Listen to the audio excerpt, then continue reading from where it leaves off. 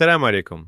فالساعات الأخيرة بدا كيدور واحد الخبر على أن وليد الركراكي قدم الاستقالة ديالو من تدريب المنتخب الوطني، ولكن خاصنا نأكدوا واحد النقطة المهمة.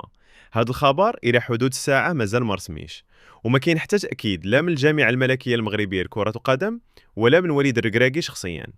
هاد النوع ديال الأخبار بطبيعة الحال كيخلق نقاش كبير وسط الجماهير المغربية، حيث كاين اللي فرحان وكيشوف أن المرحلة الجاية خاصها تغيير وضخ دماء جديدة، خصوصا من بعد بعض النتائج اللي ما كانش في مستوى التطلعات. وفي نفس الوقت كاين جمهور آخر اللي ما عجبوش هذا الخبر وكيآمن أن الركراكي مازال يقدر يعطي أكثر، حيث هو المدرب اللي دار إنجاز تاريخي في مونديال قطر ورفع سقف الطموحات ديال المغاربة كاملين. الاختلاف في الرأي حاجة صحية وطبيعية، ولكن خاصنا نكونوا واعيين بأن الإشاعات إلى ما تأكداتش كتقدر تخلق البلبلة والضغط بلا فائدة، سواء على الطاقم التقني أو على اللاعبين. الأهم دابا هو نتحلوا بالهدوء ونستناو البلاغ الرسمي باش نعرفوا الحقيقة كاملة، وحينها كل واحد يقدر يعطي الرأي ديالو بكل موضوعية.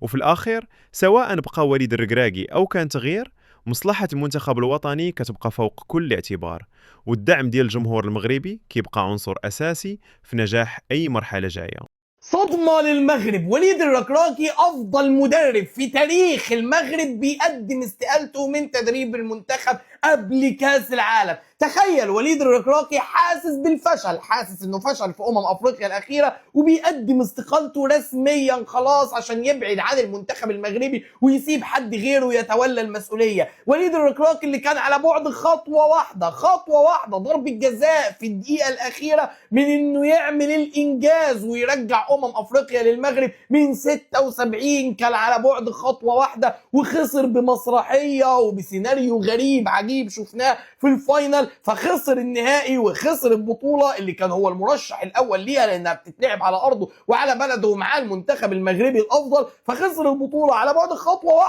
واحده وتفصيله بسيطه جدا في مسرحيه شفناها كلنا في مباراه الفاينل، بيخسر النهائي فبيقدم استقالته. هل الجامعه المغربيه تقبل ولا لا؟ ده اللي هنشوفه في الفتره الجايه. لكن وليد الركراكي انت متخيل هو اعظم مدرب مغربي بالنسبه لي، اللي عمله في كاس العالم اللي فات مع منتخب المغرب وخد رابع العالم بالاعجاز مش الانجاز مع المنتخب المغربي اللي عمله في المونديال، وداخلين على المونديال الثاني. ده بقى اللي هيجنني. تخيل ان انت لما تعمل مقارنه مثلا بينه وبين حسام حسن مدرب منتخب مصر، مين كان مسيرته افضل في افريقيا؟ اكيد المغرب. مين كان اداؤه افضل في افريقيا؟ اكيد المغرب. احنا خرجنا من نص النهائي ولعبنا على الثالث والرابع وخدنا مركز رابع وهم مركز ثاني، فكمراكز هم افضل منك، كاداء هم كان اداء هجومي اكيد افضل منك. لكن خلينا نقول ان قبل البطوله المنتخب المغربي كان مطالب بالبطوله، المنتخب المصري لا. المنتخب المغربي كان اقوى على الورق بكتير جدا كمنتخب، زائد انك بتلعب على ارضك وعلى ملعبك كمان، فانت مطالب بالبطوله اكتر. لكن لما تيجي تشوف اداءات منتخب مصر ما كانش مرضي خالص بالنسبه للشعب المصري. الناحيه الثانيه اداء منتخب المغرب كان اداء قوي جدا لحد ما خسر في مباراه الفاينل من المنتخب السنغالي العنيف جدا، وكان في مسرحيه وفيلم اتعمل كده وكنت على بعد ضرب الجزاء لو اتسجلت تتوج وتاخد البطوله وتشيل اللقب.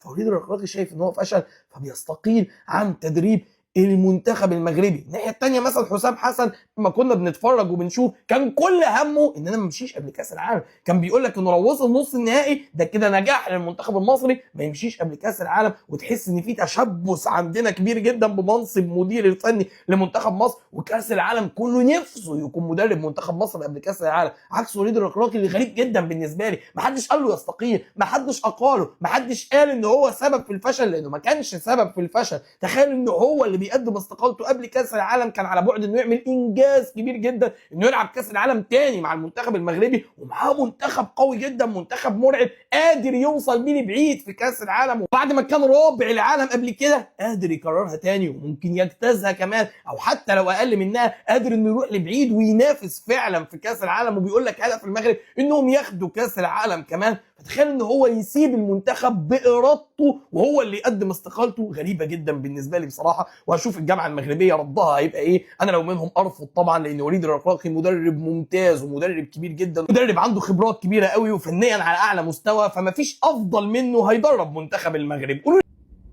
واحد القضيه نسيناها، هو راه شفنا دابا المقابلات، شفنا كل شيء، ولكن واحد القضيه تناسيناها بزاف، هي القضيه ديال المدرب ديالنا السي الركراكي. راه ماشي بحيث هاد الروينه نايضه وهاد الشيء كامل وداك الشيء اللي وقع في الفينال وهادي نسينا الخطا اللي دار. هما اخطاء، هما ماشي خطا، بزاف الاخطاء. وراه قلناها في الاول، وقلنا بان ديك اللائحه اصلا اللي ديتي ما خصهاش تمشي. انت خدام بالقلب بزاف، الوغ كي خصك تخدم بالعقل. راه مدربين كبار وداو القاب كتار، ماشي ربيع العالم فقط، لا القاب كتار. وهكاك ملي كيغلط كيمشي في حاله. الا ما بغاش هو يمشي الاخرين كيجريو عليه.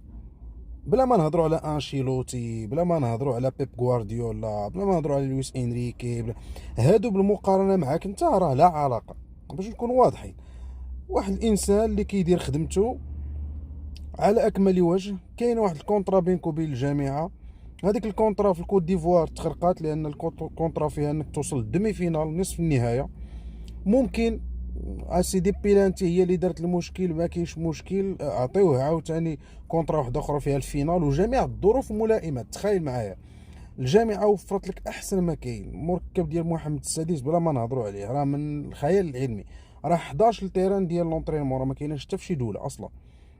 يعني داك الشيء اللي بغيتي كله كاين، وتعطيك لا كارت بلونش، يعني جيب اللعابه اللي بغيتي، عندك تخمه ديال اللعابه. يعني نتايا بحال واحد اللي الطبله قدامه فيها القص، فيها داك الشيء ما لذ وطاب، الحوت، اللحم، الخضره، الفواكه اللي بغيت. ولكن انت شنو درتي؟ خدمتي العاطفه ديالك. تدي سايسا صاحبي مريض مضروب ما يلعبش، هذاك مضروب ما يلعبش، ما خصوش يلعب اصلا، حتى الفرقه ديالو ما كتلعبوش. تدي امرابط اللي غيطلع دابا يدير عمليه جراحيه، يعني القضيه راه ماشي عاد كان مضروب قبل، يعني انت لعبتي به مضروب في المقابلات الاولى. تدي انت وناحي اللي راك شتي الاصابه ديالو. تدي هذا ايغامان واللي راك شتي حتى هو مالو، اللي الكارير ديالو دابا الموسم تسالى عنده، ممكن الكارير كله انه يمشي. مؤخرا سمعنا الكجوي ما غيلعبش مع نهضة بركان، يعني راه حتى هو كان مضروب فوقاش الله اعلم، هو اصلا ما لعب حتى ماتش، دونك هذه براسها مشكل. وزيد وزيد وزيد يا ما يقبل ماسينا. وعباد الله راه كان عندك باش تقمط السنغال في الماتش التالي، ما تخليش كاع نوصلوا ضربات الجزاء ولا ديك الحماق كامل ديالك، وتقمطوا في الشوط الاول، تقمطهم في الشوط الاول. يعني الا كنتي انت باغي فريمون تغلب. وبيني وبينك زعما واحد اللي كيدير خدمته دارها كما يجب مرحبا، ما دارهاش كما يجب سير في حالك. رسمياً نسير مزراوي رفض يشارك في بعض المبادرات ديال مانشستر يونايتد اللي عندها علاقة بدعم المثلية، وهذا القرار جاء انطلاقاً من قناعاته الدينية واحتراماً لدينه الإسلامي. مزراوي كان واضح في الموقف دياله وعبر عليه بطريقة هادئة ومن دون إساءة لأي طرف. المهم في هذه القضية هو أن إدارة مانشستر يونايتد تعاملات مع الموضوع باحترافية كبيرة، حيث قررت تحترم موقف اللاعب وما تفرضش عليه شي حاجة كتمس بمعتقداته. بل أكثر من هكاك، الفريق كامل دار نفس الخطوة وما شاركش في هذه المبادرة كنوع من الاحترام لمزراوي والمبدأ حرية المعتقد داخل المجموعة. هذا الواقعة بينات باللي كرة القدم مشي غير لعب داخل الملعب، ولكن حتى فضاء للتعايش والاحترام المتبادل بين ناس جايين من ثقافات وديانات مختلفة.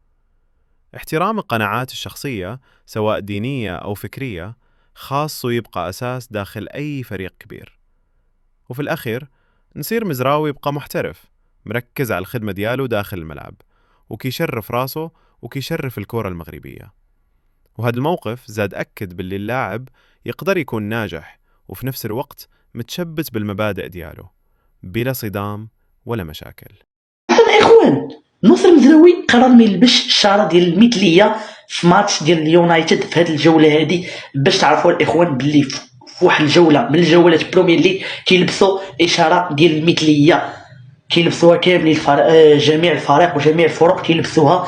ولكن نصر المزراوي بما انه مسلم وحافظ كتاب الله وفقيه ما قدرش يلبسها، ومن حقك اخويا، وانا كنأيدك على هذا الراي. وتا واحد لاعب، حتى شي لاعب مسلم ما خاصوش يلبسها.